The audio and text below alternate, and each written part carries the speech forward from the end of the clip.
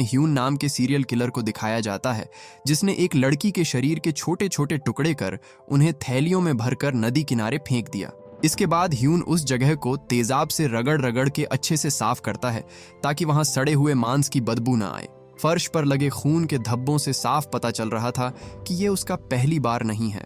वो पहले भी इस जगह कई लड़कियों को मौत के घाट उतार चुका था। इसी तरह वो हर रात लड़कियों को किडनैप करके उन्हें अपनी हवस और दरिंदगी का शिकार बनाता था, जिस वजह से वो कोरिया में डेविल के नाम से फेमस हो गया।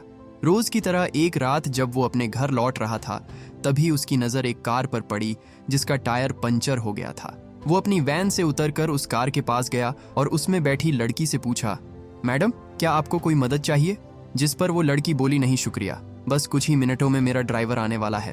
ह्यून बोला, ठीक है मैडम, फिर मैं चलता हूँ, आप अपना ख्याल रखना।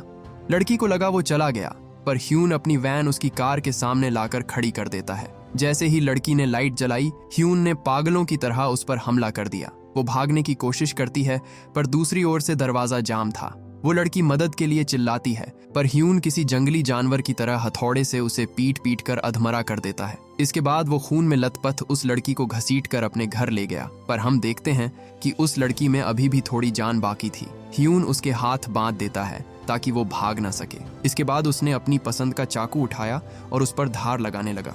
ह्यून उसके शरीर को छूकर कहता है, तुम्हारी स्किन तो बहुत सॉफ्ट है, मुझे ज्यादा मेहनत नहीं करनी पड़ेगी। वो उससे रहम की भीख मांगती है और कहती है, प्लीज मुझे जाने दीजिए, मैं किसी को आपके बारे में नहीं बताऊंगी। वो ये भी कहती है कि वो माँ बनने वाली है, पर ये जानकर भी ह्यून को उस पर जरा भी दया नहीं आती और वो उसे मार डालता है। इसके बाद उसने उस लड़की के टुकड़े किए और उन्हें अलग अलग थैलियों में भरकर नदी किनारे फेंक आया।